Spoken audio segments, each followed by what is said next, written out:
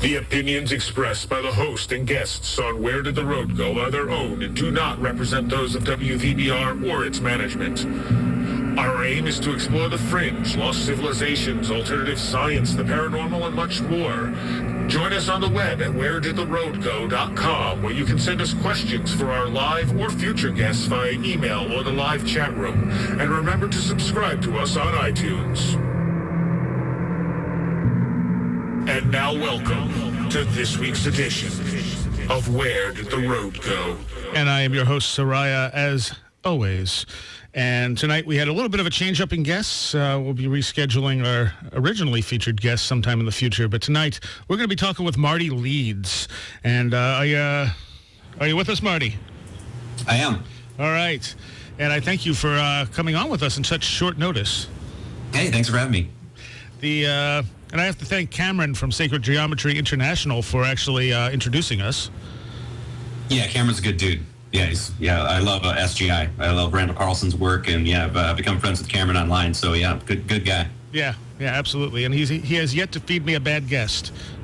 Oh. So, all right. So you want to tell people a little bit about your history and what you're interested in here? Yeah, sure. My name is Marty Leeds. I've got a few books, The Pi in the English Alphabet, Volume 1, Volume 2, and I'm working on Volume 3 right now, which I'm hoping to have out by the end of the year. Probably not, though it'll probably be next. But then I have another book called The Peacock's Tales, The Alchemical Writings of Claudia and Pavonis. They're all available on Amazon.com or my site, martyleeds33.com. And basically what my focus is what I've uncovered is a mathematical structure for the English alphabet. It's called Kabbalah or Gematria, things like that. And it encodes the transcendental number of pi, 3.142. So it's all based around pi. And so that's kind of the focus of my work. I deal in like comparative mythology, philosophy, symbolism, sacred geometry. And the cipher that I uncovered is actually based on religious symbolism and like secret society symbols. Things like the Jewish menorah and the Freemasonic square and compasses and the Tetragrammaton and whatnot. So that's kind of my work in a nutshell. Like I said, I got a few books, and then I also do a lecture series online on YouTube you can get. I have like 40 or 50 videos that I cover a bunch of different subjects, everything from the Zodiac and the 12 Disciples of Christ and chess and dice, and I'm about to do one on billiards and how you can use this number-to-letter correlation for the English alphabet on billiards. So a bunch of things to check out for absolutely free. All right, that's really awesome. I watched a bunch of them. They were very interesting. Now, I'm familiar with Gematria from more the Hebrew side and like what Crowley was able to do with it and stuff, where the letters correspond to different numbers and those numbers then have their own meanings. But I was never aware that English had this correspondence, because it seemed like English was sort of a thrown together language in a sense, like it comes from all different languages. Yes, that's when, in investigating this stuff, I didn't know if there was one either. And then I kind of came up with this one based off, basically, like I said, religious symbols and stuff like that, and very kind of clearly showing that whenever the modern English alphabet was constructed or crafted or channeled or, whatever decided upon, that they did it with this numeric structure. So that's, and then we basically know that modern English was created around the 1600s, a little bit before that. And I think it's based off, Latin, of course, Middle English, elements of Hebrew and things like that. So. Okay. All right. And what about newer words that have, evolved, like slang words and stuff that have evolved into our language? Do those fit this pi correlation as well? It's hard to say, words, obviously people create words without having any idea of the cipher involved. I do know that when this cipher was created, this was basically the time of the translation from the King James Holy Bible, the authorized version, that was done in 1611. And then right around that time, we also had William Shakespeare. So, and it's pretty much well known that William Shakespeare gave us over 20,000 of our English words. And of course, a lot of our words actually come from, words and phrases actually come from the Bible as well. So this point in our history, 1500s, 1600s, around then, this is also the time when Freemasonry was established, by the way. Right. This point in our history, they were creating a lot of these new words that we use today. So that's kind of some of the history behind it. But yeah, as far as what people now that create words, I don't know. I think that there are secret societies that absolutely know this information, the quote unquote elite, if you will, that know this information and are keeping it from the general public. Okay. Well, why? I guess would be the big question. The most succinct answer I can give to that, why, is because what this helps you do is, at least for me and a lot of the people that have watched the videos, helps you validate, especially with the Holy Bible, helps you clarify and validate what it is you're actually reading. That this book is a symbolic book. It's a book that's encoding mathematics and very specific mathematics. And we could go into, Jesus Christ. I did a video on Moses. I did it on the 12 disciples. I write about all this stuff. And that basically when they were crafting the original, into the modern English authorized King James Version from that original Greek text, when they were translating it, they did it mathematically. And so this is what they are keeping. So now if you can hide this true information that really validates what you're reading in the Holy Bible, and then you can use this text for, mass manipulation, mind control.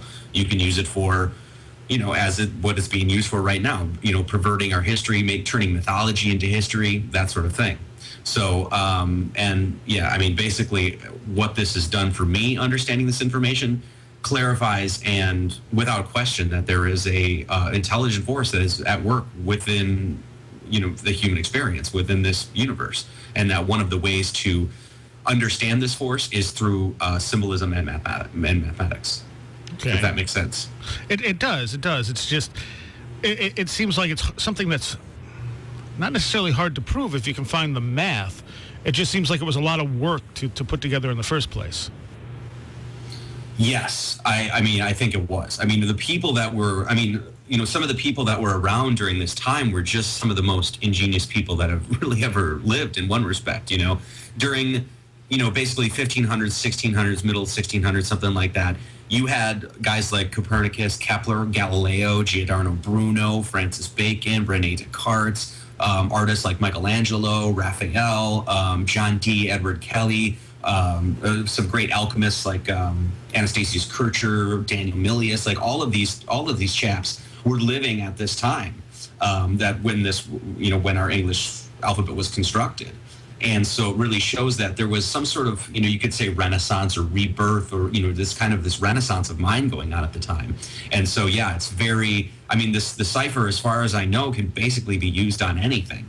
And that's what I'm basically taking the thing on a world tour, if you will, and looking at all the ways that we can, view this thing. And that goes into everything from board games to biblical verses to names, et cetera, et cetera. So. Do you want to explain the cipher a little to people? Yeah, sure. I can just kind of give you a quick rundown of it. Basically, what I did is I split there's 26 letters of the modern English alphabet. And of course, what I did is I split those letters into blocks of 13 and 13. So A through M and N through Z. And then the first time I constructed this, basically what I did is I walked up the 6 days of creation as the motif that we see in the Bible, 6 days of creation, then resting on the seventh. So I basically just went A, B, C, D, E, F, G, being 1, 2, 3, 4, 5, 6, 7. And then I rested there, once, like I said, because of the motif in the Bible, but then also because of the Freemasonic square and compasses. There's that G in the center of that square and compass. And so from there, then I just walked back down. I literally just kind of made a mirror or symmetry. So we went H, I, J, K, L, M, B, and 6, 5, 4, 3, 2, 1. So then all I did then was to create a balance in the alphabet. I took those numbers and I threw them onto the other side of the alphabet. So N, O, P, Q, R, S, T is 1, 2, 3, 4, 5, 6, 7. And then UVWXYZ is 6, 5, 4, 3, 2, 1. And so this establishes the numbers to the numbers to the letters. And then what I did is I ended up taking out the non-prime numbers. So a prime number is a number divisible by 1 itself, of course. And the non-primes were 1, 4, 6, and 6, 4, 1. Well, and this was on both sides of the alphabet. Well, 1 plus 4 plus 6 plus 6 plus 4 plus 1 equals 22. And what you can do is take that 22 and divide it by the central 7, or the G and T on both sides of the alphabet. And 22 divided by 7 is an approximation of pi begotten by whole numbers. So it's 3.142, widely used approximation of pi by architects and engineers and that sort of thing. And pi must be approximated just because it is an infinite number. So at some point you have to approximate this number when you in mathematics, of course, and widely used approximation 3.142. So, and then you can actually connect these numbers with the symbol of the Jewish menorah, which is what's so interesting. So the 146, 641 is the branches of the menorah, and then the central pillar actually leads to that 7. And so, like I said, 22 divided by 7 is pi, and you have pi on both sides of the alphabet then. And when you bring these two pies together symbolically, it's pi 7, pi 7. Well, this is one of the symbolic representations of what's known as the Tetragrammaton, which is a symbol widely used in alchemy and by Gnostic Christianity and Kabbalists and all of this. And so one of the symbolic representations is pi 7, pi 7. And so it makes sense that Tetragrammaton, gramma means message, but it's also where we get the word grammar. And so it actually shows that this quote unquote Yahweh or Jehovah character that they're talking about, the Tetragrammaton, is actually found within our language. Okay, all right. Now some people might argue that you could manipulate stuff and math and numbers enough to prove pretty much any theory if you really wanted to. Do you think that's true? No, I don't think that's true. That's some of the criticism, because it's kind of like I guess in the trivium they call it Texas sharpshooting, where you just kind of like force fit the things to make your case or whatever. And I don't necessarily think you can even do that, especially when you're talking about the exactitude and precision of mathematics. Like, for instance, maybe we can go into this in a little bit or something, but when I decoded Jesus Christ, the name of Jesus Christ. Now, mythologically, this is a sun god. And so what happens is when you decode this mathematics, and this is basically just using addition and multiplication, you get precise numbers directly attributed to the sun. I mean, exact, So you're talking about numbers in time, space, and metrology. Metrological numbers dealing with like the radius of the sun, the diameter of the sun. And so when you get numbers like that and you realize that mythologically you're talking about the sun, it's no longer a force fit. It's very, like I said, it's very exact. And so, and things with like chess is the same thing, where there you can actually get 2 lunar, a solar, and processional calendar embedded in the game of chess. And these are, once again, like exact numbers. You're getting the 365.25 day of the solar year. You're getting the 25,920 year period of the precession, the equinoxes, et cetera, et cetera. And so it's not like you're getting a number, hey, we're getting 27,000 here, but we're just going to make it be 25,920. No, you're getting the exact number.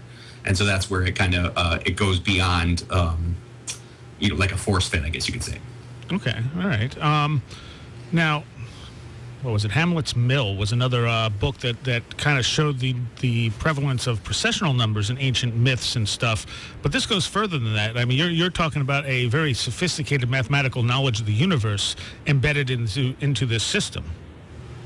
Yes. Yeah. I mean, numbers of time, space, geodetic numbers or metrological numbers, and numbers of the precession of the equinoxes are absolutely embedded in our language.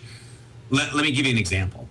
There's a thing called, this is what the Freemasonic square and compass is actually talking about. It's an ancient mathematical mystical art called squaring the circle, and this is what the Great Pyramid of Giza does. Well, when you square the circle of the Earth, what happens is basically you can draw a square around the Earth, and then you can make a circle whose circumference equals the perimeter of that square. And what happens is you could draw the moon down and therefore establish the combined radii of both the Earth and the moon, right? This is what this mathematical art does. This is what the Great Pyramid of Giza is encoding, squaring the circle. Well, this number is 5,040 miles. And the mile is actually encoded within the Great Pyramid of Giza's measurements as well. So we have this number 5,040. Well, if you multiply the numbers of multiply, so multiply is M is 1, U is 6, L is 2, T is 7, I is 5, P is 3, L is 2, and Y is 2. If you multiply these numbers, you get 5,040. And so you get this exact, and then you can even go to the Bible where it says, go forth and multiply, and you realize that what mystically they're talking about is this architecture of our cosmos that you can understand very simply through geometry and simple numbers. So, okay, all right. And that's just one example of I mean, that's out of numerous words where you can get like these, like I said, these very, very specific numbers. Okay, all right. Let's talk about chess, because that sounded very interesting. What did you find encoded into a chessboard? Well, there's a ton of stuff just like numerically and like esoterically and symbolically within the chessboard that we could go into. But what I found was there's calendars embedded in chess. And this is what the ones I've found so far are 2 lunar, a solar, and a processional calendar embedded in the game of chess. And this is the exact numbers, like I was saying. And so it's the idea is we're putting numbers to letters of the characters of chess, and the board is even set up in a very particular way with very particular spellings. One of the things I like to point out is that one of the things that it's encoding is a lunar calendar. And if you notice, the word night is spelled with a K, though there's no reason phonetically to have the K there. Now, in order for the calendars to work in the game, the K must have been there. It had to be there, because otherwise night, not spelled with a K, would just be spelled with would equal 26. With the K, it equals 29. Therefore, you can create, a synodic lunar month is actually 29.5 days.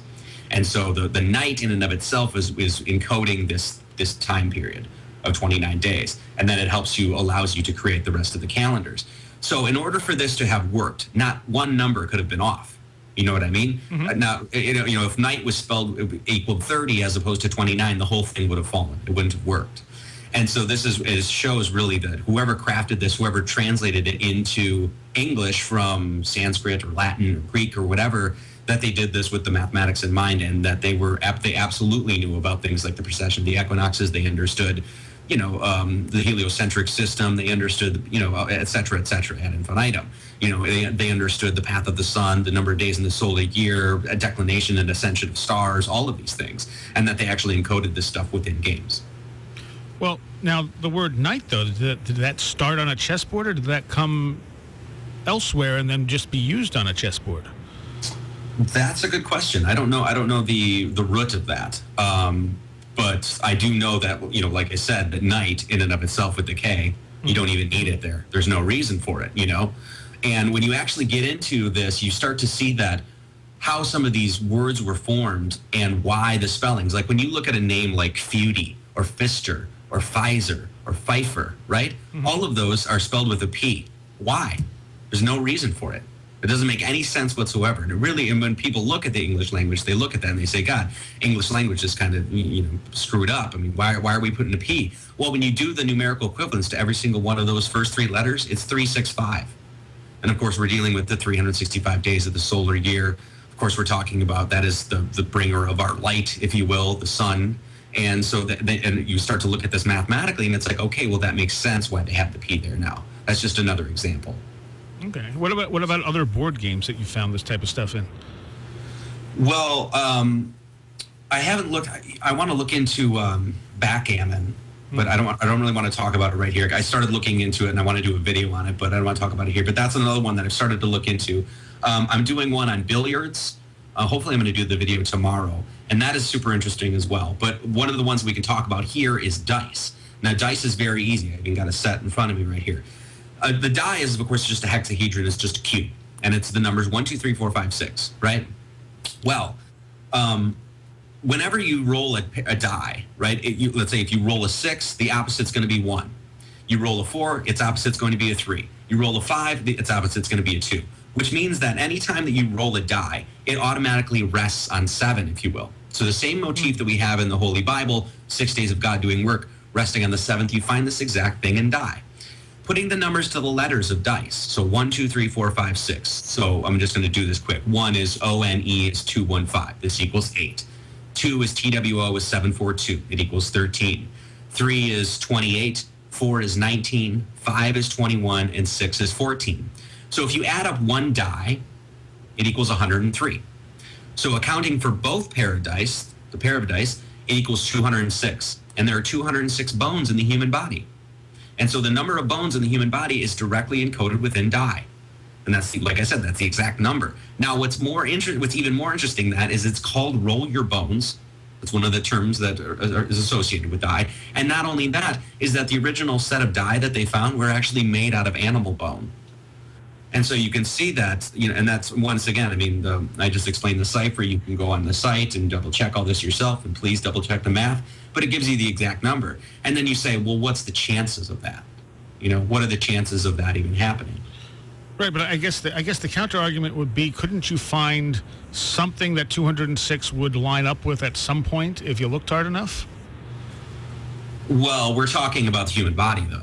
You know what I mean? All right. We're talking about if it came out to 205 and I want, or 200 and, whatever, or 394 or something, and I wanted to force fit in something. Well, I couldn't say, hey, well, we're just going to subtract this many and then it's going to equal the number of bones in the human body. No, we're talking about the exact number. Okay. You know what I mean? Right. Yep. And then you also have the esoteric and symbolic side of this that look at the cube. Look how important the cube has been in esoteric occult. I mean, look at the Kabbalah, right? You have the Kabbalah. This is one of the ways. The Kabbalah is, of course, cable or Kabbalah, which means cube. So in Mecca, you have these people literally circumambulating around a cube.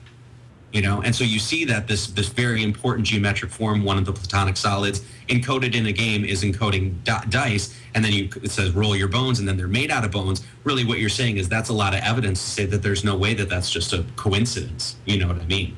Okay, all right, fair enough. One more thing about die, if I may. Yeah, go ahead. There's 6 sides of the die.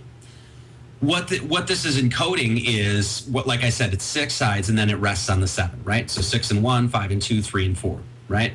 Well, this is the exact mathematics of the human being. This is the 3-dimensional X, Y, Z coordinates of you.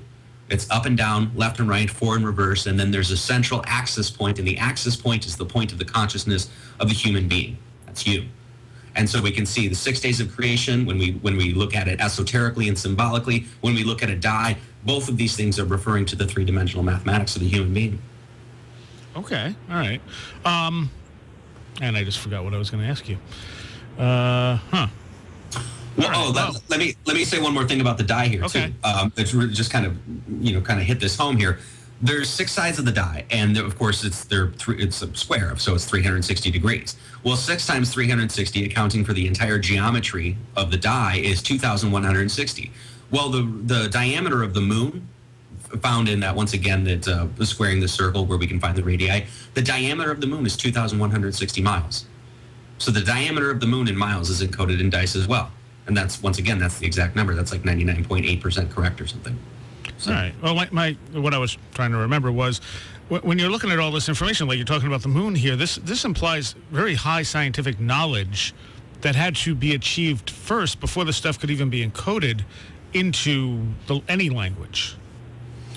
Yes. And I think the thing that we're starting to come to realize as a humanity now is that our ancient ancestors were much more intelligent than we often give them credit for. A lot of people have a very Darwinian view of our own intelligence. That things were basically, these were savages, these were primitives of the past, and now it's this straight evolutionary line to this intelligent species that we are with all of our modern technology and whatnot.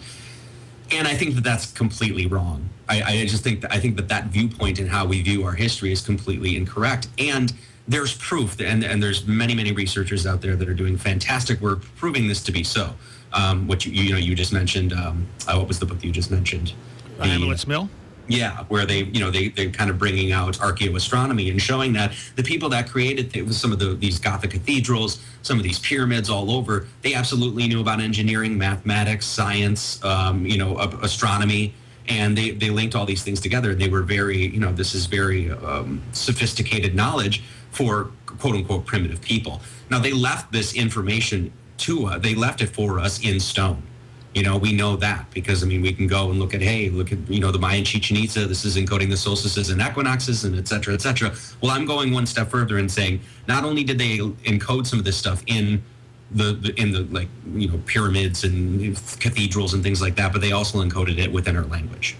All right. Tell us a little bit about the phrase squaring the circle and where that came from and what it means. Squaring the circle? Yeah.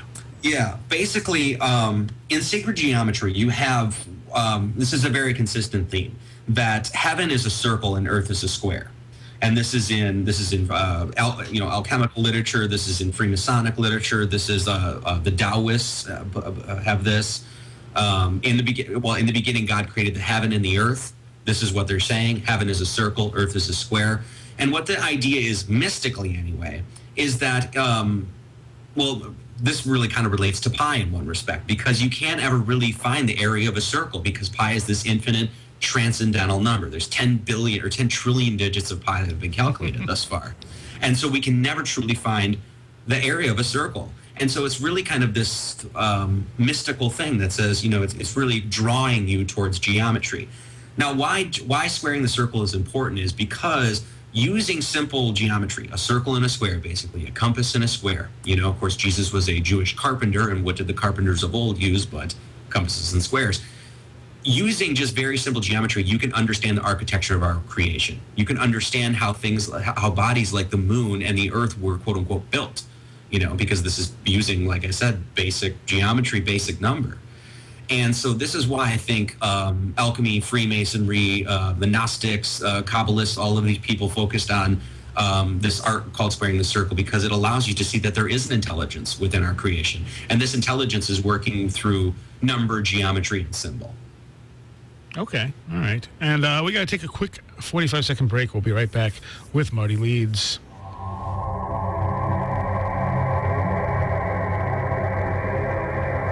The opinions expressed by the host and guests on Where Did the Road Go are their own and do not represent those of WVBR or its management. Join us on the web at wheredidtheroadgo.com, where you can send us questions for our live guests via email or the live chat room. You can also check out our upcoming schedule, blog, links section, book reviews, videos, and links to our Twitter, Facebook, iTunes, and much more. That's wheredidtheroadgo.com. And tonight we are talking with Marty Leeds, and I wanted to get into something that might be a little more controversial here, and that's the whole biblical code. Because you're treating the Bible as if it's a mythology, correct? You there, Marty? Did I not put him up? I put him up. Oh, no, I'm sorry. I had my mic on mute. Oh, okay. All right. Yes, I am. Yes, it is a book of mythology. That's exactly what it is. And what have you found? Like you were saying something about the name of Jesus Christ. And you also have something about 666 too, don't you? Yeah, well, the number 666 is actually encoded within Jesus' name. And this is a breakdown that you actually find on your phone, on modern day cellular phones. So the name of Jesus, we'll go over this real quick. Jesus is JESUS is 45666. Now, breaking up the name Jesus into syllables gives you Jesus, right? Okay. So 45666. Well, if you look on your phone, you have the numbers 1 through 9, and this was known as the Ennead by the Greeks and the Egyptians, and it was basically these 9 gods that kind of governed and ruled the world through the laws of number. And it's broken up into a trinity, or 3 numbers each. So you have 1, 2, 3, 4, 5, 6, 7, 8, 9, right? Well, 1 plus 2 plus 3 equals 6. 4 plus 5 plus 6 equals 15. And then we can do some numerology on that and see 1 plus 5 equals 6.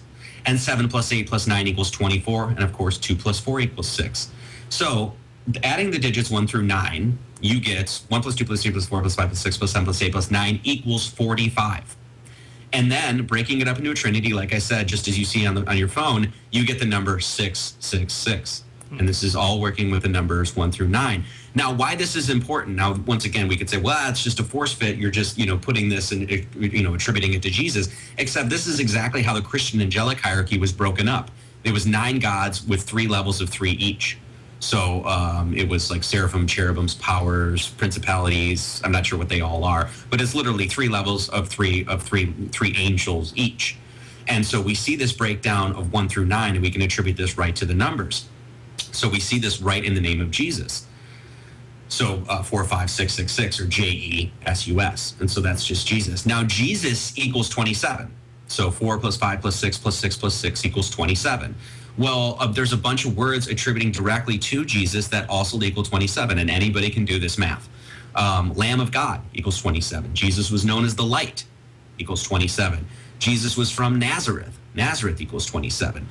In the Greek pantheon, he was known as the Chi-Rho. Chi-Rho equals 27. Gnosis equals 27. Jesus was born in the winter. Winter equals 27. So a bunch of words directly relating to Jesus share the same numerical equivalent.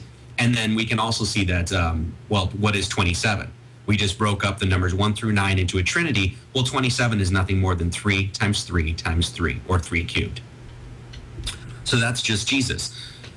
Christ, we'll just go into this here quick. Christ is CHR, and this gives you the numbers 365. Of course, there are 365 days in the solar year, and then the next 3 letters are IST, and this is 567. So, and this equals 32. Christ equals 32.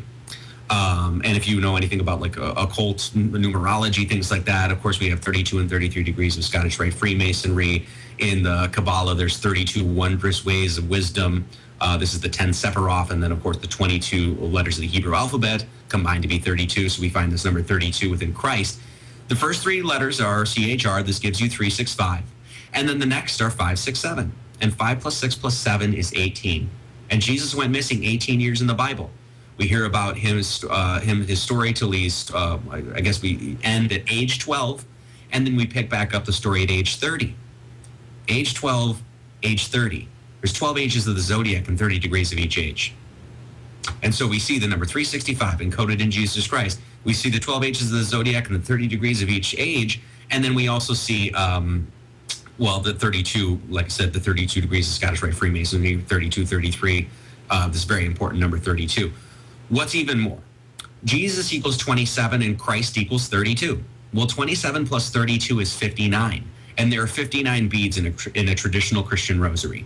So there's millions of these rosaries that people hold in their hands every day, and they do their prayer, and they kneel, and they're praying to this man.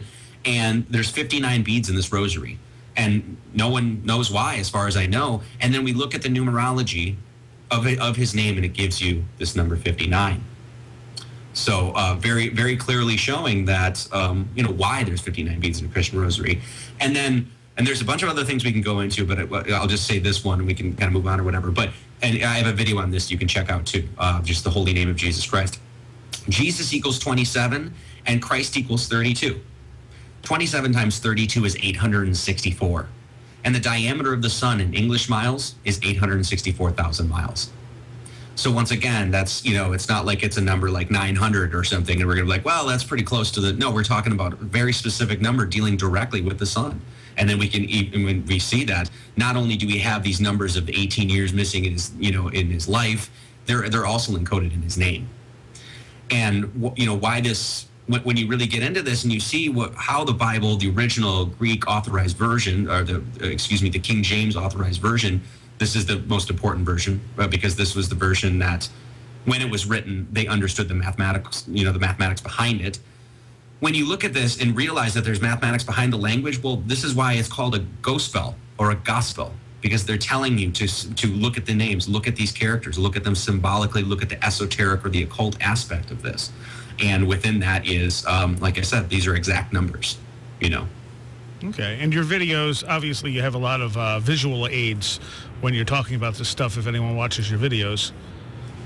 Yes, it's hard to, it's really hard to kind of discuss some of this stuff on the air because it is numbers and people can get kind of lost in it. But yes, with the videos, what I do is I try to very, very clearly, and as slow as I can anyway, kind of go over these things. And so write out all the math. I do everything so you can pause the video, you can double check the math as you're going along, and I encourage people to do that because I do not want people to just believe me. I want people to sit down and do the math themselves so they can actually verify this themselves, So the videos, they're basically just a lecture series, and it's just basically me and a whiteboard. That's all it is. And I just go through and I just walk through all of these things. And they're all found at your website. Yeah, MartyLeeds33.com or Marty Leeds 33 on YouTube, and they're all there. So, all right. Now there's been some argument recently that 666 was really 606. Does that have any effect on what you're doing? I haven't heard that, so I don't know. I mean, I get it. I mean, I get 666. I mean, it's mentioned a couple times in the Bible, but I mean, the most prominent verses, of course, Revelation 13:18. Here is wisdom, let him that hath understanding count the number of the beast, for it is a number of man, and his number is 603 score and 6. Apparently, there are some people who argue it was translated wrong, and it's supposed to be 606, which connects to the Roman emperor at the time. Oh no, I haven't heard that. So yeah. I don't know if it's true or not. That's just I've read a few articles on it. So okay. Actually, what about the number 42? This has some significance, doesn't it? Yeah, 42 is very, very important number. There were 42 principles of the Egyptian Mot, and then this is basically where this stems from. And of course, the Egyptians, they, looking at their pyramids, looking at everything that they've given humanity, they obviously were very adept at mathematics. Yeah. So without question. mathematics, geometry, engineering, architecture, anatomy. There's just no question. Symbolism, obviously.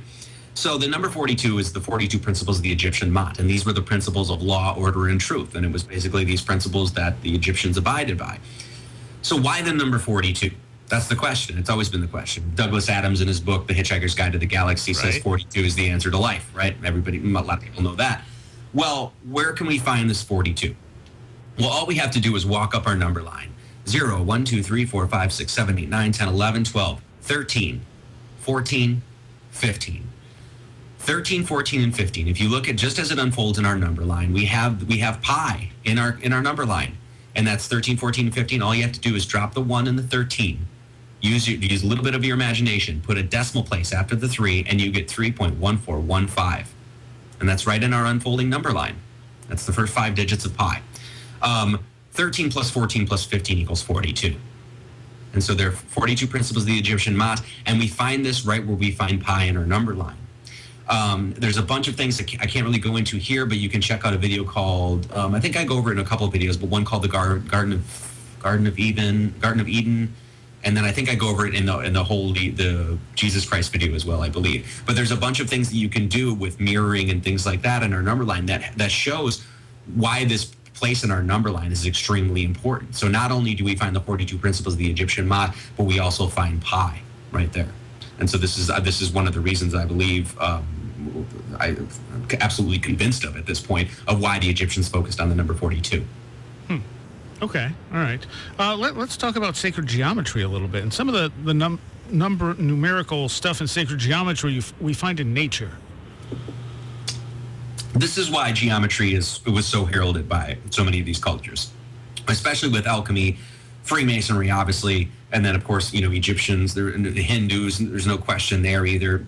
The reason that geometry is so sacred is because it allows you to see that there is a very, I would say, elegant, simple, and beautiful architecture to nature, and that you can understand it very simply through geometry. One of the easiest examples I can give, and one of the most widely known too, is the pentagram. The pentagram was the secret emblem of the Pythagoreans, of course. It's we see it on a lot of like Freemasonic literature and things like that. They talk about it.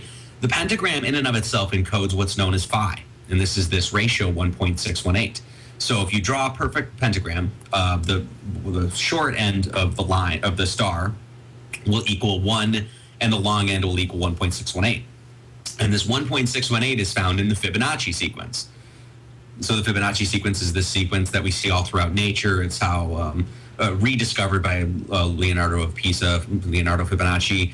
I think this was in like the 1300s or something like that. But we can obviously see that the Greeks knew it because phi is encoded in the Parthenon. We can obviously see that the Egyptians knew it because phi is encoded in the Great Pyramid of Giza, as well as the Temple of Luxor, and as well as, et cetera, et cetera. Why this is important is we see that ratio of 5 in the pentagram, and we see it and this is something that we see all throughout nature. Your human body is built off phi. Sunflowers, eddies and rivers, tornadoes, all of these things follow this Fibonacci swirl, this sequence of phi. And we find this ratio exactly in the number 5, in the pentagram. And so we can see that it's almost like how I've come to understand it is this is how the Creator speaks to us, that there is an intelligent force behind nature, and it speaks to us through geometry, number, and symbol. And so this is why sacred geometry is so important. Okay. Now, when you say creator, we could be looking at something like a holographic universe or a computer simulation that we're existing within as well, which would fit with that quite well.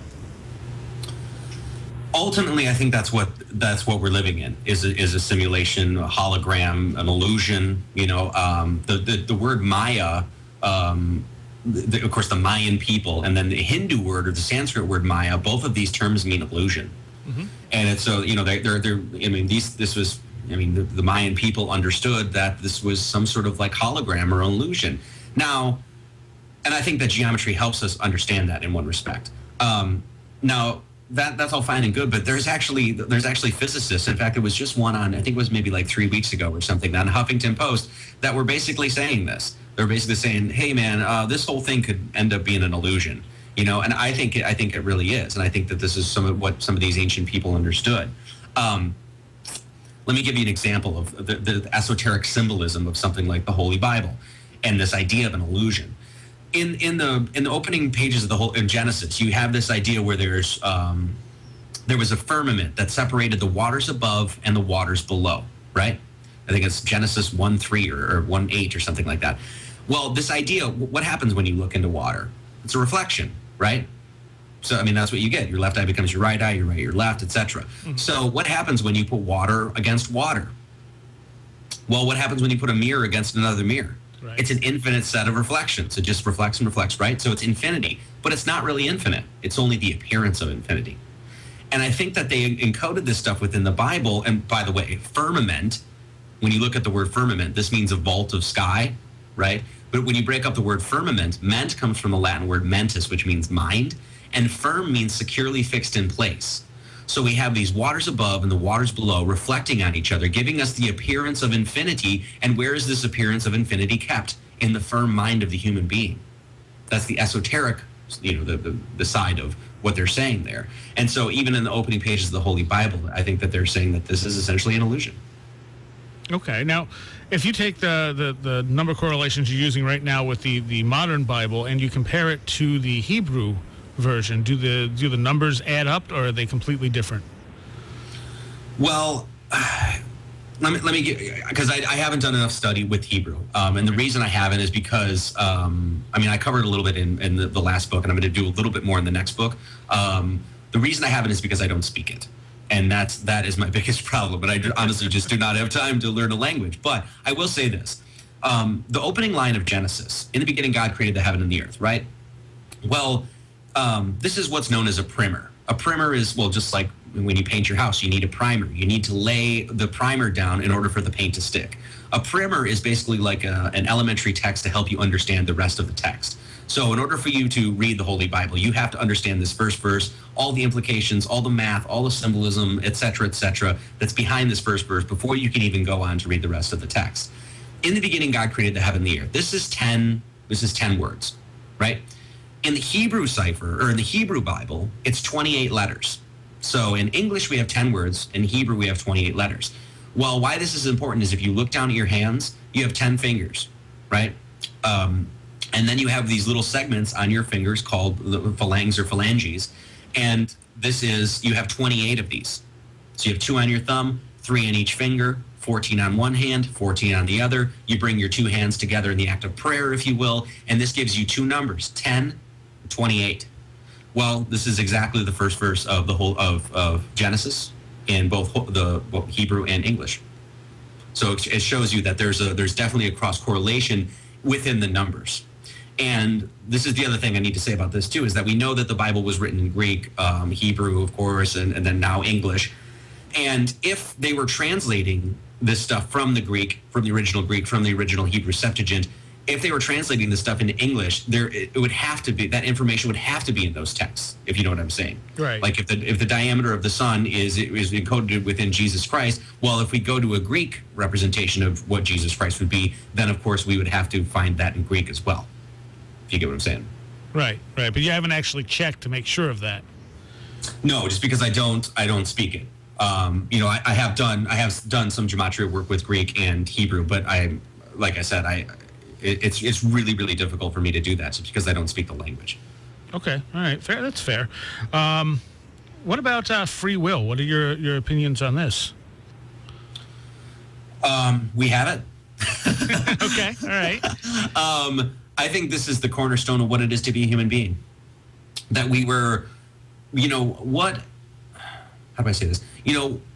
What the human being experience, what this human experience is, the human condition is always given choices. Every moment of every second of every day, we have the choice to do whatever we want with that. And we are given this polarity, this positive and negative, good and evil, if you will. And this polarity is basically given us the gradation of experience to be able to choose what we want to bring out in this world. And of course, the true spiritual work, the true alchemical work, the true, hero's journey or whatever, is to bring out the good, And so I think the free will is very important because we're given the choice. to choose. And I think the thing that we, as a humanity, what we need to do now anyway, is bring out the good, So, will in this cipher, by the way, WILL is 4522, and this equals 13. We separated our alphabet into 13 letters each, A through M, N through Z. God in this cipher, GOD, is 724. This equals 13. Lord in this cipher is LORD, is 2254. This equals 13. Sun in this cipher, SUN, is 661. This equals 13. Yes in this cipher, YES, is 256. This equals 13 as well. So the true free will is to bring out the God, the Lord, the Sun, the light within, if you will. All right. What about synchronicity when it comes to all this type of stuff? I tell you what, man. Ever since working with geometry and number intensely, I would say. So I would go, maybe say 3-4 years or something like that. Synchronicity happen all the time. It's a daily occurrence now, often hourly, where something just absolutely magical will happen, whether it's just like you notice a number or I don't know how many times I've been thinking about a number. I open up a book and that's the first thing I see, or I'm working on a number and it's, I get the number 123 and I look up at the clock and it's 123, that sort of stuff. It happens all the time now. So, and I think that's one of the reasons that when these ancient people started working with mathematics, this stuff started bounding out around them and it was undeniable, Interesting. Okay. You want to get into a little more about the zodiac? Yeah, sure. Well, where do you want to go with it? Because there's a bunch of different things we could kind of talk about. Well, I'll whatever you want to go with. Go ahead. Okay. One of the things I covered in the Pi in English Alphabet Volume 1 is a direct correlation that you can make with the zodiac and pi. So, zodiac in the cipher, ZODIAC, is 124513. Well, this equals 16. Why this is important is because the zodiac, the belt of the zodiac, the constellations reside 8 degrees above and 8 degrees below this belt, and it's a 16-degree belt. That's what the zodiac is. And so we have this degree right in zodiac. Okay, so then I was like, okay, well, then I'm just going to go and I'm going to assign all the numbers to the 12 constellations of the zodiac, the traditional hermetic breakdown of the zodiac, the 12 constellations, Taurus, Gemini, Cancer, etc. So, like Aquarius, for instance, equals 34. Pisces equals 28. Aries equals 22, etc. So I added up all 12 ages of the zodiac, and it equals 315. It's like, oh, well, who cares? It's just an arbitrary number. Mm-hmm. But then I went and I took the 16 digits of pi. So it was 3.14159265358 I'm getting that wrong. Excuse me. But the first 16 digits of pi. All right. And then I put the numbers to the letters. So 3 is 28, point is 18, 1 is 8, 4 is 19, 1 is 8, 5 is 21, etc. And I added up 16 digits of pi and it equals 315. And so you have the 12 ages of the zodiac equaling 315. You have zodiac equaling 16, and there's a 16-degree belt of the zodiac. You go to 16 digits of pi, and it equals 315. And you say, well, how is that even possible? Yet it is. It's something that, in the way that we view the world, in this very reductionist, mechanistic approach, we don't think of the world magically or mystically at all. Most people don't. With that mentality, that shouldn't come out that way. Yet it does. And anybody that puts the numbers to the letters will get that exact. That's verifiable. You can verify it yourself. And so you say, and then we could go into the number 315, why 315 is important, all the ways that we can attribute this to the Great Pyramid of Giza once again, etc. But it really shows that the people that created the 12 ages of the zodiac, they weren't just a bunch of, sheep herders at night, thinking that there's a crab in the sky. No, that they were giving these houses of the zodiac, this particular, house in the sky, age in the sky, very particular symbols, very particular names, because they were encoding mathematics behind it. All right, that's interesting. Now, what about alchemy? Now, alchemy, people have so many different takes on what alchemy really was about. How does this relate to what you're doing? Well, alchemy is about finding the God within. That's what it's about, ultimately. When you get down to the brass tacks, is the nitty-gritty of it. Alchemy, literally, al means well, it's the phonetic sound of all or al, when this is a reference to God, of course, the all or the entirety of Allah. So, and then of course chemi, which is chemistry. So literally the word alchemy means God chemistry. That's when you break it down, and it's the most simple form.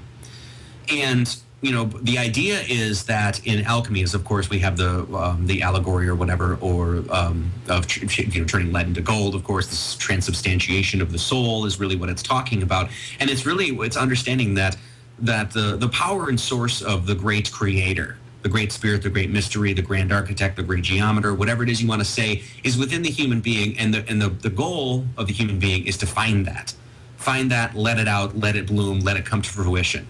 And that is basically what we're here to do. And so alchemy was, was this divinatory process, or if you will, that understood this and canonized this in, in books and their illustrations and the verbiage surrounding it, all of that. And so at the core, I think that's what alchemy is. And I'm very much into alchemy. So. Okay. All right.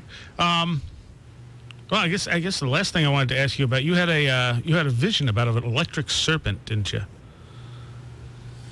Yes, this was several years back. I don't even know how long ago, but I had taken some psychedelic mushrooms one night, which is not something I do that often, honestly. Maybe once a year or something like that. But one night I was just sitting out with some friends, and I was just kind of sitting alone. We were all very quiet.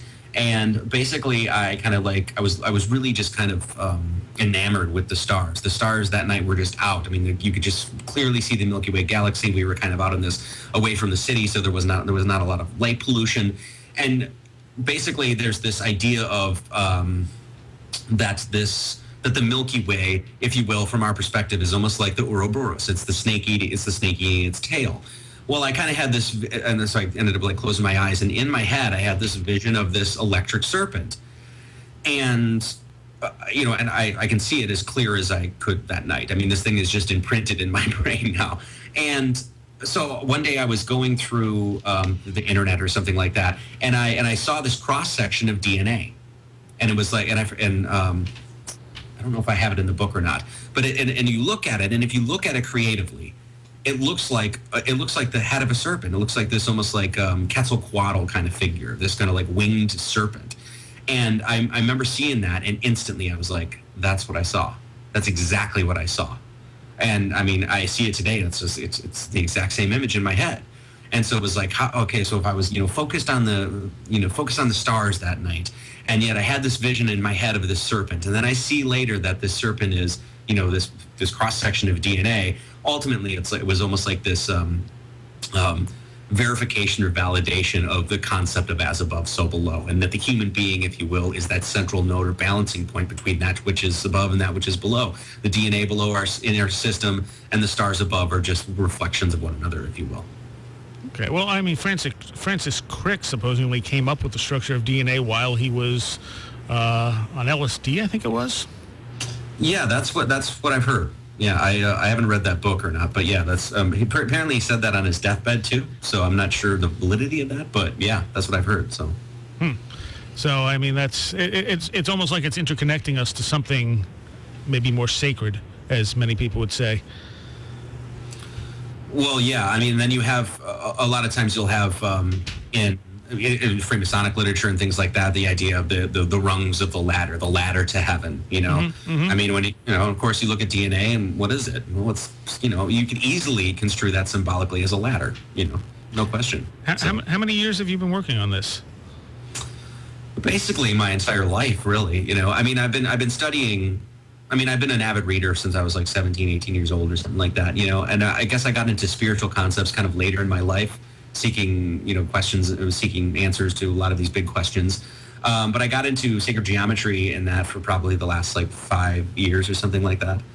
So just reading a bunch of guys like R.H. Walter Lubitsch and, John Michel, of course, heavily influenced by John Michel, things like that. So theology of arithmetic, arithmomancy, that sort of thing. Just looking at all of these especially once again with the resurgence of archaeoastronomy, really showing that these ancient people heralded geometry and were much more intelligent than we give them credit for. So, and I believe on your site it says you're a mathematician or a math magician. I'm sorry. Yeah. It's just kind of a joke. So, was math like a favorite subject of yours early on, or did this kick in later? No, I was terrible at math. That's why I find it so funny. I if I remember correctly, I think I got a C in college algebra. So I'm not really adept at math at all. In fact, when I first got into this, I ended up basically doing like multiplication tables again. Like I have a journal and I look back, it was probably a couple months ago or whatever. I look back and I was like, I saw myself and I'm sitting here literally 1 times 1 is 1, 1 times 2 is 2, and I literally was writing out my multiplication tables again because I really wanted to learn math from the ground floor. I wanted to relearn it all again and just go in with my own, this kind of unshackled, unfettered approach to mathematics and just learn it all myself, learn the symbolism, learn, how the numbers interact with each other and that sort of thing. All right. And you have, as we said a few times, you have a ton of videos up on your website, which is what again? MartyLeeds33.com, and then, YouTube, Marty Leeds 33. And then you can, like me on Facebook as well. I post quotes and internet memes all the time and new videos and, just keep up to date on books and things. Yeah. And how many books do you have out? 3 right now. Okay. So written 4, but 1 is out of print now. And then, like I said, I'm working on another one now, hopefully out by the end of the year, but probably next. So. And the one you're working on is the 3rd part of the Pi series there? Yeah. And then I also have I'm also a singer-songwriter. I've got some videos that I post, songs I've written. Then I have a record, Opus Medico Musica, that you can get on iTunes or Amazon.com or my site as well. So and does this connect into the sacred geometry part of your world? No, I just like rocking, man. Okay. Well, we're going to hear something off of it. Yeah. Oh, yeah. So. Go on. What were you going to say? Oh, no, just, studying this stuff, philosophy, spirituality, and stuff like that has heavily influenced my music. That's for sure. Okay. All right. And what's this track we're going to hear? I'm not sure what I sent you. Opus Medico Musica. Opus Medico Musica. I think, baby, I sent you Passion and Desire. Oh, yes, you did. I'm sorry. Is that what it is? I was okay, reading that backwards. I'm sorry. Oh, that's right. Okay. So, yeah. Anything you want to say about this before we hear it? No. Just, it was one of my favorite tunes that I've ever written. So. Okay, and this whole CD is available on your site? Yep. And like I said, iTunes and Amazon.com too. You can download the MP3 for like $9 or something. So. All right, MartyLeeds33.com, and I thank you so much for joining us tonight. It was a fascinating conversation. Hey, thanks a lot. I really appreciate it. And the name of this project is what? The record? Yeah. Oh, Opus Medico Musica. All right. Which is basically Latin for a work of medical music. Nice. All right, we'll be back next week with Peter Robbins in studio. The Last Exit for the Lost is up next for those of you listening live. Thanks, Marty.